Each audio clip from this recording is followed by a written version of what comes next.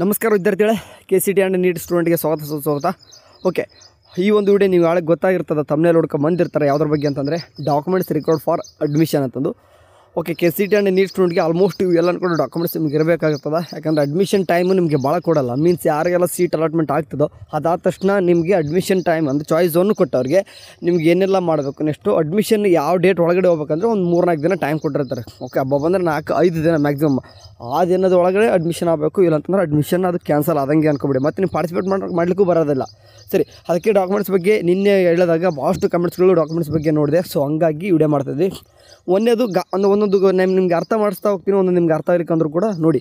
Okay, ಏನೆಲ್ಲ ಬೇಕಂತಂದರೆ college application farm ಇದು ಎಲ್ಲಿ ಸಿಗುತ್ತೆ ಬ್ರದರ್? ಅಪ್ಲಿಕೇಶನ್ ಫಾರ್ಮ್ ಅಂತ ಅನ್ಬೋದು. ನಿಮ್ಗೆ ಎಲ್ಲೂ ಕೂಡ ಸಿಗೋಲ್ಲ. ಮೀನ್ಸ್ ನೀವೆಲ್ಲ ಸೈಬರ್ಗೆ ಹೋಗಿ ಅಲ್ಲೆಲ್ಲ ಏನೂ ಸಿಗೋಲ್ಲ. ಈ ಕಾಲೇಜ್ ಅಪ್ಲಿಕೇಶನ್ ಫಾರ್ಮ್ ಅಂತಂದರೆ ಇದು ನಿಮ್ಮ ಹತ್ರ ನೀವು ಅಲ್ಲ, ನೀವು ತೊಗೊಂಡು ಹೋಗೋದಲ್ಲ. ಕಾಲೇಜು ಅಡ್ಮಿಷನ್ ಹೋಗಿರ್ತಾರಲ್ಲ ಅವರೇ ಕೊಡ್ತಾರೆ. ಕೆಲವೊಂದಿಷ್ಟು ಕಾಲೇಜ್ ಕೊಡದೇನೇ ಇರ್ಬೋದು. ನಿಮ್ಮ ಡಾಕ್ಯುಮೆಂಟ್ಸ್ ಅಷ್ಟೇ ಕೊಡ್ರಿ, ನಾವೇ ಅಟ್ಯಾಚ್ಮೆಂಟ್ ಮಾಡ್ಕೊಂಡು ನಾವು ಮಾಡ್ಕೊತೀವಿ ಅಂತ ಅನ್ಬೋದು ಅವರು. ಓಕೆ, ಕಾಲೇಜ್ ಅಪ್ಲಿಕೇಶನ್ ಫಾರ್ಮ್ ನಿಮ್ಮದಲ್ಲ, ಅವ್ರು ಕಾಲೇಜವ್ರು ಕೊಡುವಂಥದ್ದು. ನೀವೇನು ತಿಳ್ಕೊಡ್ಸೋಬಿಡಿ. ಓಕೆ, ನೆಕ್ಸ್ಟ್ ಎರಡನೇದು KE ಅಲಾಟ್ಮೆಂಟ್ ಆರ್ಡರ್. ನೋಡಿ, ಇದು ಅಲಾಟ್ಮೆಂಟ್ ಆರ್ಡರ್ ಅಂತಂದರೆ ನಿಮ್ಗೆ ಅಡ್ಮಿಷನ್ ಆರ್ಡರ್ ಅಂತ ಕರಿತೀವಿ ಇದನ್ನು. ಇದು ಯಾವಾಗ ಬರುತ್ತಂತಂದರೆ ಯಾರೆಲ್ಲ ಈಗ ಚಾಯ್ಸ್ ಎಂಟ್ರಿ ಆದ ನಂತರ ಚಾಯ್ಸ್ ಒನ್ ಕೊಟ್ಟವರು ಚಾಲನ್ ಡೌನ್ ಮಾಡ್ಕೊತಾರೆ. ಅದಾದ ತಕ್ಷಣ ದುಡ್ಡು ಪೇ ಮಾಡ್ತಿರ್ರಿ, ಅಂದರೆ ಚಾಲನ್ ಪೇ ಮಾಡಿದ ತಕ್ಷಣ ನಿಮ್ಗೆ ಅಡ್ಮಿಷನ್ ಆರ್ಡರ್ ಜನ್ರೇಟ್ ಆಗುತ್ತೆ KEದಲ್ಲಿ. ಆ ಒಂದು ಅಲಾಟ್ಮೆಂಟ್ ಆರ್ಡರ್ ಬೇಕಾಗ್ತದೆ. ಅದು ಯಾವ ರೀತಿ ಡೌನ್ ಮಾಡ್ಕೊಳ್ಳೋದು ಎಂತ ಮುಂದೆ ಬಂದಾಗ ಹೇಳ್ತೀನಿ. ಈ ಸದ್ಯಕ್ಕೆ ಇನ್ನೂ ಬಿಟ್ಟಿಲ್ಲ. ಓಕೆ, ಅಲಾಟ್ಮೆಂಟ್ ಆರ್ಡರ್ ಆಯಿತಾ. ಅದಾದ ತಕ್ಷಣ ಚಾಲನ್ ಕಾಪಿ ಇದು ಎಲ್ಲಿ ಸಿಗುತ್ತೆ? ಸೇಮ್ ಅದು ಕೂಡ ಯಾರೆಲ್ಲ ಚಾಯ್ಸ್ ಒನ್ನ ಕೊಟ್ಟಿರ್ತಾರೋ ಅಡ್ಮಿಷನ್ ಆಗಬೇಕಂತ ಕೊಟ್ಟಿರ್ತೀರಿ. ಹಂಗಾಗಿ ಅವ್ರು ಏನು ಮಾಡ್ತಾರೆ, ಚಾಯ್ಸ್ ಒನ್ ಕೊಟ್ಟವ್ರಿಗೆ ಇಂತಿಷ್ಟು ದುಡ್ಡು ಪೇ ಮಾಡೋದಿರ್ತದೆ. ಓಕೆ, ದುಡ್ಡು ಪೇ ಮಾಡಲಿಕ್ಕೆ ಚಾಲನ್ ಕಾಪಿ ಏನು ಮಾಡ್ಕೋಬೇಕು, ನೀವು ಡೌನ್ ಮಾಡ್ಕೋಬೇಕು. ಸೊ ಹಂಗಾಗಿ ಏನಿದೆ, ಚಾಲನ್ ಕಾಪಿನ ಅದು ಕೂಡ KEದಲ್ಲೇ ಬರ್ತದೆ. ಈಗ ಇನ್ನೂ ಕೂಡ ಸದ್ಯಕ್ಕೆ ಅದು ಕೂಡ ಬಂದಿಲ್ಲ. ಇವೆರಡು ಕೂಡ KEದಲ್ಲೇ ಬರ್ತದೆ, ಅದು ವೇಟ್ ಮಾಡಬೇಕು. ನೆಕ್ಸ್ಟ್ KE ಅಪ್ಲಿಕೇಶನ್ ನೋಡಿ, ಸಬ್ಮಿಟ್ ಕೊಟ್ಟಿರ್ತಾರೆ ನೀವು ಫೈನಲ್ ಆಗಿ. ಅಂತಂದ್ರೆ ಈಗಾಗಲೇ KCET ಎಕ್ಸಾಮ್ ಬರಲಿಕ್ಕಿಂತ ಮುಂಚೆನೇ ನೀವು KCET ಅಪ್ಲಿಕೇಶನ್ ಹಾಕಿರ್ತೀರ ಆಯಿತಾ. ಆ ಒಂದು ಅಪ್ಲಿಕೇಶನ್ ಹಾಕಿರ್ತಕ್ಕಂಥ ಫಾರ್ಮು ಫೈನಲ್ ಸಬ್ಮಿಟ್ ಮಾಡಿರ್ತಕ್ಕಂಥದ್ದು ಅಪ್ಲಿಕೇಶನ್ ಫಾರ್ಮ್ ಬೇಕಾಗ್ತದೆ ಅಷ್ಟು. ಓಕೆ, 3-4 ಪೇಜ್ ಇರ್ಬೋದು ನಿಮ್ಮ ಹತ್ರ. ಅದು ಆ ಒಂದು KE ಅಪ್ಲಿಕೇಶನ್ ಹತ್ರ ಬೇಕು. ನೀವು ಓಕೆ, ಇನ್ನು KCET ಅಪ್ಲಿಕೇಶನ್ ಹಾಕಿದ್ರು ಬೇಕು, ನೀಟ್ ಅಪ್ಲಿಕೇಶನ್ ಹಾಕಿದ್ರು ಅದು ಕೂಡ ಬೇಕಾಗೇ ಆಗ್ತದೆ. ಓಕೆ, ಸೊ ಆ್ಯಂಡ್ KEದಲ್ಲಿ ರಿಜಿಸ್ಟ್ರೇಷನ್ ಆಗಿರಲೇಬೇಕು ನೀವು ಸ್ಟೂಡೆಂಟು. ಸೊ ಹಂಗಾಗಿ KE ಅಪ್ಲಿಕೇಶನ್ ಫಾರ್ಮ್ ಬೇಕಾಗ್ತದೆ. ಆ್ಯಂಡ್ ಅದಾದ ನಂತರ 5ನೇದು ನೋಡಿ SSLC marks card and 6th PUC marks card. SSLC PUC marks card ಅವಂತ ನಿಮಗೆ ಗೊತ್ತಿದೆ, ಒರಿಜಿನಲ್ ಮಾರ್ಕ್ಸ್ ಕಾರ್ಡೇ ಬಂದಿದ್ದಾವೆ, ಅದನ್ನು ತಗೋರಿ. ಆ್ಯಂಡ್ ಅದಾದ ನಂತರ ಕ್ಯಾಸ್ಟ್ ಆ್ಯಂಡ್ ಇನ್ಕಮ್ ಸರ್ಟಿಫಿಕೇಟು. ಯಾಕೆಪ್ಪ ಅಂದರೆ ಕ್ಯಾಸ್ಟ್ ಆ್ಯಂಡ್ ಇನ್ಕಮ್ ಸರ್ಟಿಫಿಕೇಟು ನಿಮಗೆ ಗೊತ್ತಿದೆ, ಒಂದಿಷ್ಟು ಹುಡುಗರು SIಗೆ ಕೊಡೋದಲ್ಲೂ ಕೂಡ ಎಲಿಜಿಬಲ್ ಆಗಿರ್ತಾರೆ, ಅಥವಾ ಇಷ್ಟೊಂದು ಕ್ಯಾಟಗರಿ ವೈಸ್ ಕೂಡ ನೀವು ಅಡ್ಮಿಷನ್ ಆಗಲಿಕ್ಕೆ ಎಲಿಜಿಬಲ್ ತೊಗೊಂಡಿರ್ತಾರೆ. ಮೀನ್ಸ್ ಕ್ಯಾಟಗರಿ ವೈಸು ಕೂಡ ನಿಮಗೆ ಸೀಟ್ ಅಲಾಟ್ಮೆಂಟ್ ಆಗಿರ್ತದೆ. ಸೊ ಹಂಗಾಗಿ ಕ್ಯಾಸ್ಟ್ ಆ್ಯಂಡ್ ಇನ್ಕಮ್ ಸರ್ಟಿಫಿಕೇಟ್ ಕೂಡ ಬೇಕಾಗ್ತದೆ. ಆ್ಯಂಡ್ ಅದಾದ ತಕ್ಷಣ ನೋಡಿ 371 ಅಥವಾ ಕಲ್ಯಾಣ ಕರ್ನಾಟಕ ಅಥವಾ ಹೈದರಾಬಾದ್ ಕರ್ನಾಟಕ ಸರ್ಟಿಫಿಕೇಟ್ ಅಂತಂದು ಅಪ್ಲಿಕೇಬಲ್ ಇದ್ದವ್ರಿಗೆ ಮಾತ್ರ. ಅಂತಂದರೆ ಎಲ್ಲರೂ ಕೂಡ ಇರೋಲ್ಲ, ಗಾಬರಿ ಆಗಬೇಡ್ರಿ, ಎಲ್ಲರೂ ಕೂಡ. ಯಾಕಂದರೆ ಇದು ಓನ್ಲಿ ಕರ್ನಾಟಕದಲ್ಲಿ 6 ಜಿಲ್ಲೆಗಳಿಗೆ ಮಾತ್ರ, 6 ಜಿಲ್ಲೆಗಳಲ್ಲಿರ್ತಕ್ಕಂಥ ಸ್ಟೂಡೆಂಟ್ಸ್ಗೆ ಮಾತ್ರ ಇರ್ತದೆ HK ಸರ್ಟಿಫಿಕೇಟು. ನೋಡ್ತಾರೆ ಒಂದು ಅಂದರೆ ಸೀಟ್ ಕೂಡ HKದಲ್ಲಿ ಎಷ್ಟೊಂದು ರಿಸರ್ವ್ ಇರ್ತವೆ. ಸೊ ಹಂಗಾಗಿ ಅಂಥ ಸ್ಟೂಡೆಂಟಿಗೂ ಕೂಡ ಇರ್ತದೆ. ಯಾರೆಲ್ಲ ಎಸ್ ಅಂತ ಕೊಟ್ಟಿದ್ರು ಅಥವಾ ನಿಮ್ಗೆ ಈಗ ವೆರಿಫಿಕೇಷನ್ ಸ್ಲಿಪ್ಪಲ್ಲಿ ಎಸ್ ಅಂತ ಬಂದಿದ್ದೆವು ಅವರೆಲ್ಲರೂ ಕೂಡ HK ಸರ್ಟಿಫಿಕೇಟ್ ಇಟ್ಕೋಬೇಕು. ಓಕೆ, ಅದಾದ ತಕ್ಷಣ ನೋಡಿ ನೆಕ್ಸ್ಟ್ ಬರೋದೇ ನಿಮಗೆ ರೂರಲ್ ಸರ್ಟಿಫಿಕೇಟು. ನಿಮಗೆ ಯಾರೆಲ್ಲ ಅಪ್ಲಿಕೇಬಲ್, ಓಕೆ ಇಲ್ಲಿ ಮುಂದ್ಗಡೆ ಕೊಟ್ಟಿದೆ ನೋಡಿ, ಈ ಅಪ್ಲಿಕೇಬಲ್ ಅಂತಂದರೆ ಇದ್ದವ್ರು ಮಾತ್ರ ಅಂತಂದು, ಇರದಿದ್ದವ್ರು ಟೆನ್ಷನ್ ಪಡ್ಲಿಕ್ಕೆ ಹೋಗ್ಬೇಡಿ. ಓಕೆ, ರೂರಲ್ ಸರ್ಟಿಫಿಕೇಟ್ ಅಂತಂದರೆ ಈಗ ಯಾರೆಲ್ಲ ಗ್ರಾಮೀಣ ಮಾಧ್ಯಮತೆ ಏನು ಕರಿತೀವಿ ಕಲ್ತವ್ರು, ಅಂದರೆ ಗ್ರಾಮೀಣ ಅಭ್ಯರ್ಥಿಗಳಿಗೆ ಮಾತ್ರ. ಈಗಾಗಲೇ ನೀವು ಕೂಡ ರೂರಲ್ ಸರ್ಟಿಫಿಕೇಟಲ್ಲಿ ಎಸ್ ಅಂತ ಬಂದಿರ್ತದೆ ನಿಮ್ಮದು ವೆರಿಫಿಕೇಷನ್ ಸ್ಲಿಪ್ಪಲ್ಲಿ ರೂರಲ್ ಸರ್ಟಿಫಿಕೇಟ್ ಅಂತ. ಸೊ ಅಂಥ ಹುಡುಗರು ಇತ್ತಂದರೆ ಅವ್ರದ್ದು ಕೂಡ ತೊಗೋಬೇಕು. ನೆಕ್ಸ್ಟ್ ಆದ ತಕ್ಷಣ ಕನ್ನಡ ಮೀಡಿಯಮ್, ಓಕೆ ಕನ್ನಡ ಮಾಧ್ಯಮ ಯಾರೆಲ್ಲ ಸರ್ಟಿಫಿಕೇಟ್ ಇದೆಯೋ ಅವರು ಕೂಡ ಅದನ್ನೊಂದು ಇಟ್ಕೋರಿ. ಆ್ಯಂಡ್ ಇಲ್ಲಿ ನೋಡಿ ನೆಕ್ಸ್ಟ್ ಸ್ಟಡಿ ಸರ್ಟಿಫಿಕೇಟು ನಿಮಗೆ ಎಲ್ಲನೂ ಕೂಡ ಬೇಕಾಗ್ತವೆ. ಆ್ಯಕ್ಚುಲಿ 1 to 10th ಅಂತೂ ಬೇಕೇ ಬೇಕು. ಆ್ಯಂಡ್ ಕೆಲವೊಂದಿಷ್ಟು ಕಾಲೇಜಲ್ಲಿ ನಿಮ್ಮ PUC ಓದಿರ್ತಕ್ಕಂಥ PUCದು ಕೂಡ ಕೇಳ್ತಾರೆ. ಸಾಧ್ಯ ಅಂತಂದರೆ ನಿಮ್ಮ ನಿಯರ್ ಇತ್ತಂದರೆ ಓಕೆ, ನಿಯರ್ ಇದ್ದರೆ ಮಾತ್ರ ತೊಗೋರಿ, ಇಲ್ಲಂತಂದರೆ ಬೇಡ. ಓಕೆ, ದೂರ ಇತ್ತಂದರೆ ಸದ್ಯಕ್ಕೆ ಬಿಟ್ಟಾಕಿ ನಡೀತದೆ. ಓಕೆ ಸರಿ, ಬಟ್ ಯಾವುದಕ್ಕೂ ನಿಮ್ಮ ನಿಯರ್ ಇತ್ತಂದರೆ one time study certificate 12th ಕೂಡ ಅಂದರೆ PUC ಕೂಡ ತೊಗೊಂಬಿಡಿ. ಆ್ಯಂಡ್ ಡೊಮಿಸೈಲ್ ಸರ್ಟಿಫಿಕೇಟ್ ಅಂತಂದು ಇದು ನೋಡಿ ಗಾಬರಿ ಆಗ್ಲಿಕ್ಕೆ ಹೋಗ್ಬಿಡಿ. ಎಲ್ಲರೂ ಕೂಡ ನಿಮ್ಮ ಕೈಲಿ ಆದರೆ ಮಾಡಿ, ಇಲ್ಲಾಂತಂದರೆ ಏನು ಅಷ್ಟೊಂದು ಇಂಪಾರ್ಟೆನ್ಸ್ ಏನಲ್ಲ ಸದ್ಯಕ್ಕಂತರೂ. ಅಡ್ಮಿಷನ್ಗೆ ಅಷ್ಟೊಂದೇನು ಇಂಪಾರ್ಟೆನ್ಸ್ ಅಲ್ಲ. ಬಟ್ ಕೆಲವೊಂದಿಷ್ಟು ಕೋರ್ಸ್ಗಳಲ್ಲಿ, ಕೆಲವೊಂದಿಷ್ಟು ಕೋರ್ಸ್ ಅನ್ನೋದು ಕೆಲವೊಂದಿಷ್ಟು ಕಾಲೇಜಲ್ಲಿ ಸ್ಪೆಸಿಫಿಕ್ ಆಗಿ ಡೊಮಿಸೈಲ್ ಸರ್ಟಿಫಿಕೇಟ್ ಕೇಳಿಬಿಡ್ತಾರೆ. ಅದು ಆ್ಯಕ್ಚುಲಿ ಏನು ಗೊತ್ತಾ, ಡೊಮಿಸೈಲ್ ಸರ್ಟಿಫಿಕೇಟು ಅಪ್ಲಿಕೇಶನ್ ಹಾಕಿ ಅದು ವಾಪಸ್ ಬರಲಿಕ್ಕೆ 1 month ಆದರೂ ಬೇಕೇ ಬೇಕು. ಓಕೆ, ಈಗ ಅದ್ರ ಬಗ್ಗೆ ಟೆನ್ಷನ್ ಪಡ್ಲಿಕ್ಕೆ ಹೋಗಬೇಡಿ. ಬಟ್ ನಿಮಗೆ ಒಂದೊಂದು ಕಾಲೇಜಲ್ಲಿ ಸದ್ಯಕ್ಕೆ ನಮ್ಗೆ ಅರ್ಜೆಂಟಿಗೆ ಯಾವುದಾದ್ರೂ ಒಂದು ಬೇಕಪ್ಪ ಅಂತ ಕೇಳಿದ್ರೆ ನಾನು ಹೇಳೋ ಕೆಲಸ ಮಾಡಿರಿ ಇಷ್ಟೇ, ಅದು ಅಷ್ಟೇನು ಇಂಪಾರ್ಟೆನ್ಸ್ ಅಲ್ಲ, ಹೇಳ್ತಾ ಇದ್ದೀನಿ ನೋಡಿ, ಅದು ಬೇಕೇ ಬೇಕಂತೇನಿಲ್ಲ. ನಿಮ್ಗೆ ಅರ್ಜೆಂಟಿಗೆ ಬೇಕಂತಂದರೆ ನಿಮ್ಮ ಒಂದು ಯಾವುದಾದ್ರೂ ಒಂದು ಜೆರಾಕ್ಸ್ ಸೆಂಟ್ರಿಗೆ ಹೋಗ್ಬಿಟ್ಟು ನಿಮ್ಮ ಒಂದು ಡೊಮಿಸಿಲ್ ಫಾರ್ಮ್ ತೊಗೊಳಕ್ಕೆ ಹೇಳಿ.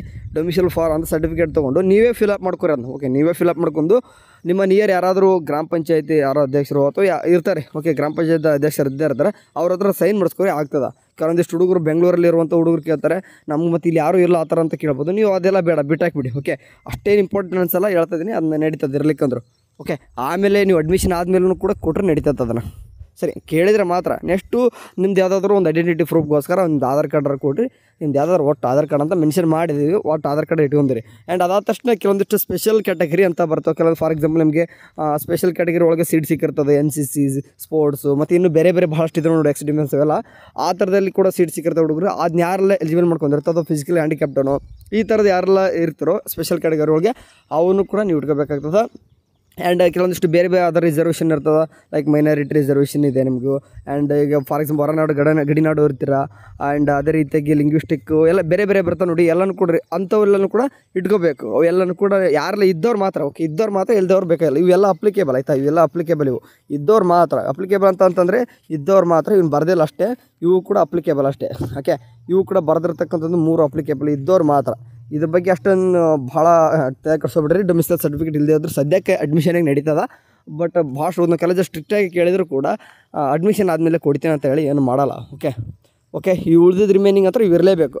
ಆ್ಯಂಡ್ ಇವೆಲ್ಲನೂ ಕೂಡ ಇಷ್ಟು ಎಲ್ಲ ತೊಗೊಂಡಾದ ನಂತರ, ಓಕೆ, ಇವನ್ನೆಲ್ಲನೂ ಕೂಡ ತಗೊಂಡು ಅಂದ್ರೆ ಎಲ್ಲನೂ ಕೂಡ ನಿಮ್ಮ ಹತ್ರ ಒರಿಜಿನಲ್ ಇಟ್ಕೊತಿದ್ದೀರ ಅಂತಂದರೆ ಒಂದು 3 ಸೆಟ್, ಓಕೆ, 3 ಸೆಟ್ ಜೆರಾಕ್ಸ್ ಮಾಡಿಸ್ಕೊರಿ. ಇವನ್ನ 3 ಸೆಟ್ ಜೆರಾಕ್ಸ್ ಆದ ತಕ್ಷಣ ಆ 3 ಸೆಟ್ಗೂ ಕೂಡ ಗೆಜೆಟೆಡ್ ಆಫೀಸರ್ ಸೈನ್ ಬೇಕಂತ ಅಂತೀವಿ.